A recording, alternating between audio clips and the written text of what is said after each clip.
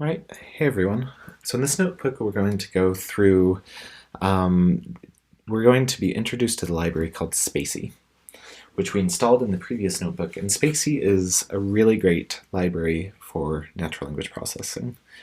So open up this notebook, O1 Intro spaCy, and I'm going to start by making a copy of this. And this is kind of good practice because this way you'll always have the original version and you can make any changes to this one that you want. So spaCy is one of the big popular tools for NLP right now. So it's a library in Python. And spaCy offers a lot of out-of-the-box tools for working with text. So it gives you trained statistical NLP models. So we talked about what statistical NLP is, which is where you train machine learning systems to process text. So spaCy gives you kind of these out-of-the-box, ready-to-go models. But what's really cool about spaCy is it also gives you a lot of capability to extend and to write your own functionality and to add it. And we'll be doing that throughout this course. So we'll import this library here. And here's just kind of a brief overview of what we're going to be doing for the next 2 weeks. So we're going to start in this notebook by looking at the very basic usage of spaCy. Just what is the library, how do we use it? And then we'll take an example of that to one specific NLP task called named entity recognition. And we'll look at what spaCy offers for that and some of the limitations of that. Then we're going to use spaCy to create our own rules to do rule-based NLP.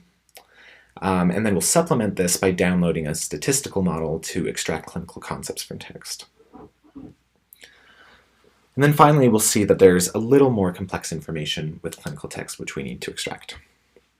So we'll start by looking at spaCy, and I want to point out the documentation of spaCy, because one of the things that I find really appealing is that it's very well documented. It's very easy to read. They give lots of examples. So go to their website, spacy.io, and look through it and see what's there, see the examples that they give, and this will be a good supplement to what we're doing. They also have, so I'm not going to require this as an assignment, but I highly recommend it. DataCamp has a course, Advanced NLP with spaCy, which is offered by one of the developers, Inez Montani. And this is also, if you don't have access to DataCamp, which you do if you're in this class, but anyone else who's watching this, is also just free online, provided by spaCy. Okay, so first we'll look at just how to use spaCy and what kinds of classes and objects we work with in it. So the first thing that we do is we take this function called spacy.load. What we do is we pass in a name, and that returns an object which we call NLP. So this NLP, this is our model. And if you think back to the machine learning module, we trained a classifier which would process our data and give us output. So this is the same thing. This is a trained NLP model. In the workflow, once we've loaded our model, we take some text, a string of text, and this is kind of the key spaCy thing. Like most of what you do in spaCy is kind of encapsulated in this. You say doc equals NLP text, and now you've processed your text. So NLP, and then you pass in this text object, the string, and what it returns is the processed NLP document.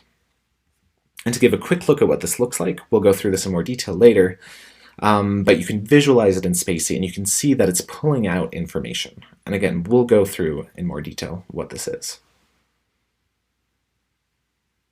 So now that you know kind of the high-level workflow of spaCy, let's go through and talk about some of the architecture and what's happening under the hood.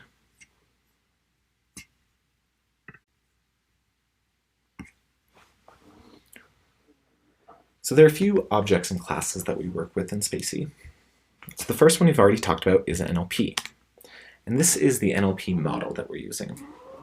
So the string that we passed in, this is the model name, and it's just deconstructed a little bit. The EN stands for English, which is the language that we're using. Web, it means that it's trained from web data, and small, and the SM means small. So there are a lot of different models, and we'll use a different model later in this module, but this is kind of the default one that you work with. So NLP is what we take to process text, And once we've processed text, what is returned is a doc class. So if we take text and call NLP text, that gives us a doc object. If you print it out, it looks just like the text, it's just the string. But as we'll see, there's now a lot more information contained in this object. So when you take this doc, you can break it apart into these smaller pieces. And the smallest piece that you can have is called a token. So in NLP, or in linguistics, a token is a single word. It's like this single linguistic unit. So when we create a doc object, it automatically breaks it up into these individual tokens. And this is called tokenization, and it's really one of the first steps of many NLP processes. So one way that you can access a token is by using indexing. So just like in a list in Python, you can take an index and get that token of doc. So if we take this doc, which we can see up here, the first token in that is taco, from Taco Bell. This is a spaCy token. And let's look at all of the tokens which are in this doc object. So as you're looking at this, try to think about how is it breaking apart? How does it know what is considered a word? Is it as simple as just breaking apart at whitespace, just separating any letters from one another? Or is there anything a little more complex going on? So if a token is a single word in a doc, a span is multiple words. So a span is a slice of a document, or a consecutive sequence. So similarly, you access this just like a list. So you can create a span by setting a start and an end index of the doc. So if we take tokens 1 through 4, it gives us this part of the doc. And if you go up to here, you can count this. So that's token 1, 2, 3, and then in Python, remember, we don't count, we end 1 before the last index. So this gives you 1, 2, and 3.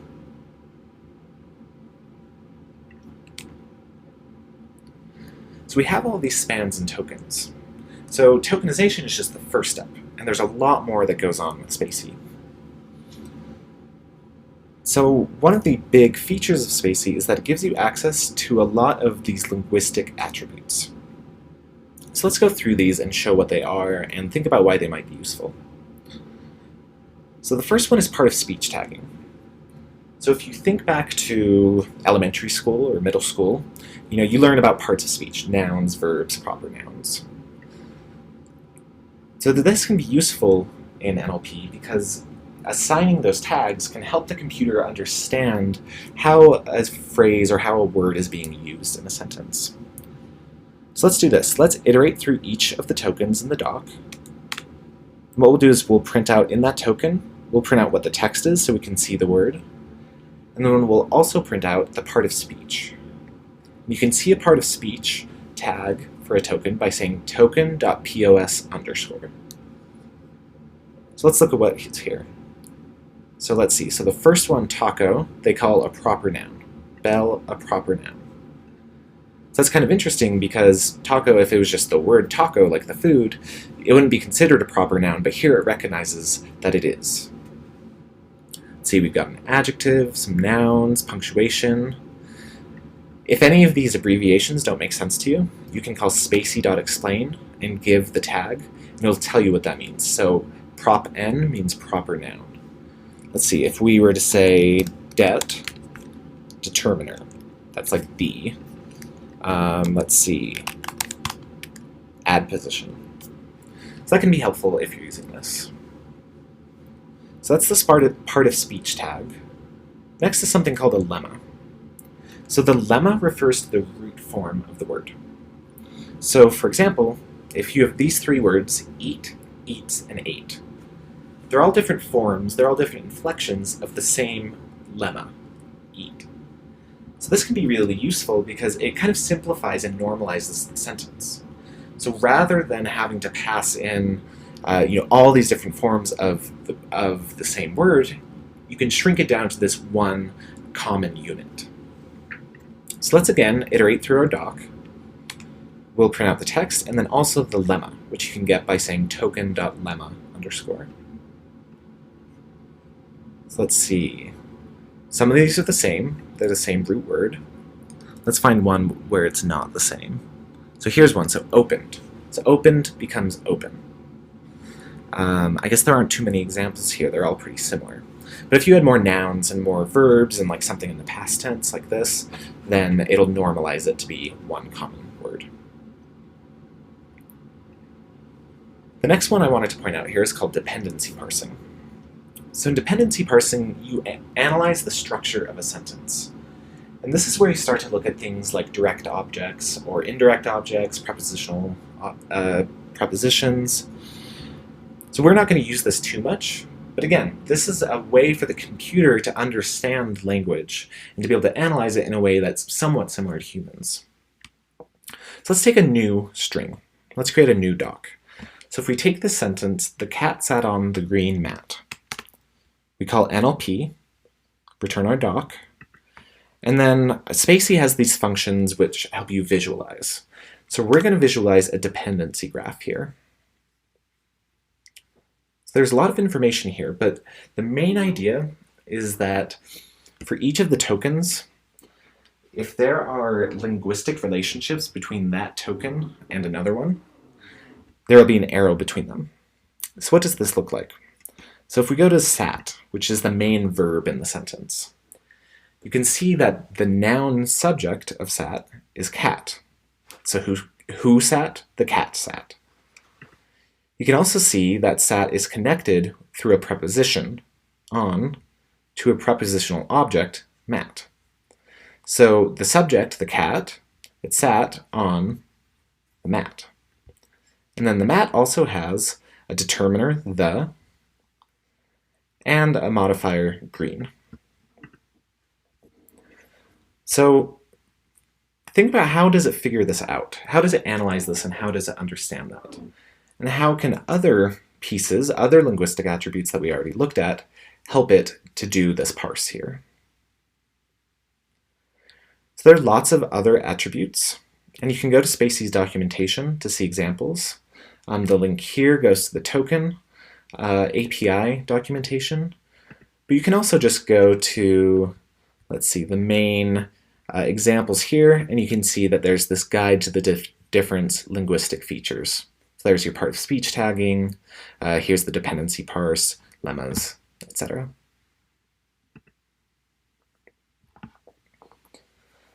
Okay, the next feature of spaCy that I wanted to point out is called named entity recognition. And this is one of the main tasks that we perform in NLP. So often these other pieces, like part of speech tagging, dependency parsing, they're not necessarily useful on their own. They might be interesting, but it doesn't give you any information which you can do that much with until you start to apply it to these other linguistic tasks. So with NER, what you're doing is you're extracting specific entities from the text. So what a named entity is, that changes depending on the domain. So later we're going to look at clinical NER, which is obviously what we're most interested in. But first we're going to start by just looking at more generally what NER is. So kind of the base case for this is analyzing something like news articles. So in this case, the entities that you're looking for are typically proper nouns. And some examples of this are people, names of people, geopolitical entities like countries or cities, organizations. So we're not going to talk too much about how NER is done, but if you want, this is a great textbook. This is kind of the main textbook that people use for NLP, and I think it's really interesting, so I encourage you to go and check it out. So let's explain this by example. So here's an excerpt from an article from The Guardian, and what we'll do is we'll take this text, we'll process it with our NLP text, and then we're going to render it using spaCy, but we're going to show entities, whereas up here we showed the dependency parse, here we'll show the entities. So look at what's highlighted in this text. Look at the spans from the original text and the labels that are assigned to them. look through this, and you can see that like if you're considering news articles, this might be the information that you're interested in, right? So it's pulling out mentions of specific countries, times where things happen, people, and if you don't know what a label means, you can use spaCy.explain. So that's what's being pulled out here.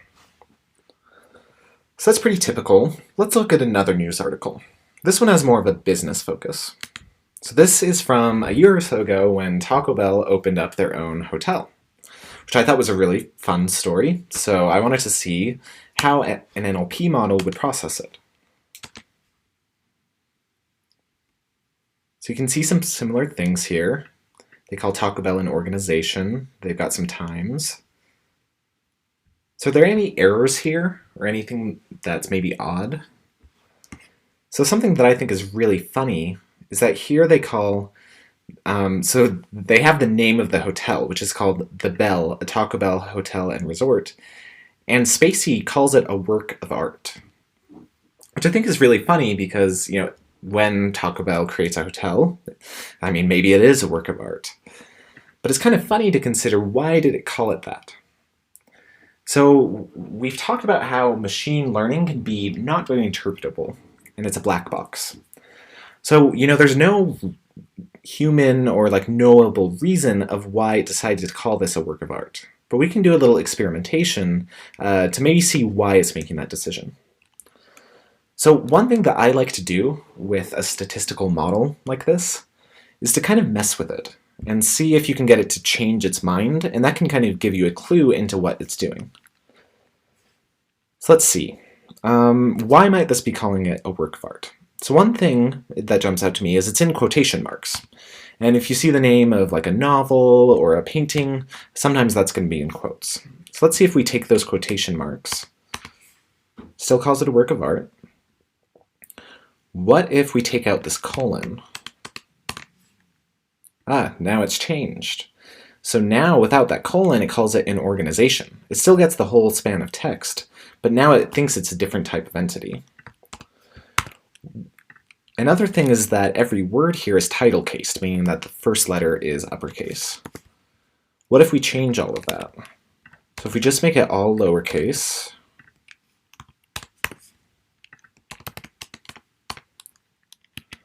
then it becomes a smaller span, but still calls it an organization. What if we change this to a real work of art, but make it lowercase, the Mona Lisa? It doesn't recognize it at all. But what if we make this title cased again? Now it recognizes that it's a work of art. So it's kind of fun, and anytime you're working with a model like this, it's kind of a good idea to test it and try to see if you can get some intuition over why it's making these decisions. So once you've called NLP text and created your doc object, you can look at all of these individual entities by looping through this attribute doc.ents. What this is, here I'll show, if you print that out just all at once, you can see that it's a tuple. So it's a tuple of all the different entities, and each entity is a single span, which is more than one token. And you can see the label of it by going ent.label_. So this will become important later when we start working with our own entities and start pulling out specific useful information from text. So how is it doing all of this? So what's really cool about spaCy is that a lot of pretty complicated stuff is going on under the hood, but you don't have to worry about it, because spaCy wraps everything up into this one really simple step of just calling NLP parentheses text. But what goes under the hood is that there are all these different steps doing these different pieces of analysis. So this is called a pipeline. There's a good image from the spaCy documentation that shows this, where you take your text and you put it through your NLP model. And here's what's actually going on within that NLP model. So first there's a tokenizer, which creates those tokens, those individual words that we saw earlier. And it passes then the tokenized text through all of these different steps. So the tagger creates part of speech tags. The parser parses and creates that dependency parse. And then the NER extracts these named entities. And as we'll see later, you can add your own and do additional steps of analysis. And at the very end of all of this, it returns your doc object. So you can see what's in your pipeline by looking at nlp.pipe names. So you can see these correspond with these three main steps here. And these are kind of the basic steps that go on in a lot of spaCy pipelines. So now, we aren't going to be working with news articles, we're going to be working with clinical text. So let's try running spaCy on some clinical text and see what information it gives us. So let's define this variable called clinical text.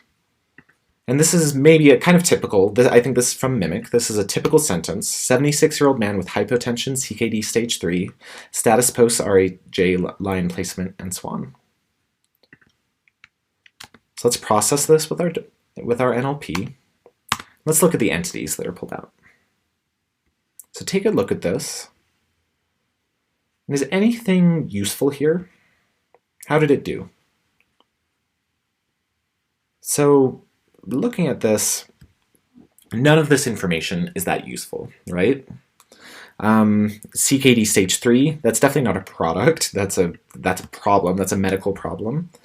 SWAN, maybe, it makes sense. That's called a person. It's an uppercase. It could be a last name. That's a procedure, and that procedure might be named after a doctor. RIJ, that's a procedure, not an organization. So it's not pulling out information that's very useful to us. And the reason for that is that general purpose NER models, like the one that comes default with spaCy, are made for extracting entities typically out of news articles. So that includes things like are often discussed in the news, like organizations or products.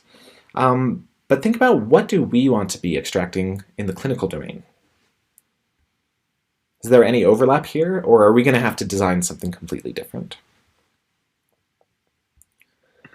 So let's look at our NER model. So you can access the NER by calling nlp.getPipe and give it NER. And this gives you the part of the model which does the named entity extraction.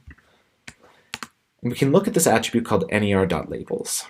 So here are all the different labels that this model could possibly extract. And looking at them, none of them look like they're going to be that useful in the clinical domain. So out of the box, spaCy doesn't offer us much in clinical text. But again, like I said earlier, what's so great about spaCy is that it lets you create your own, to add your own functionality and just roll it in with the rest of this model. So in the next, we're going to see how spaCy lets you do rule-based NLP through something called pattern matching. So you can go ahead and start this, and I'll see you in the next notebook.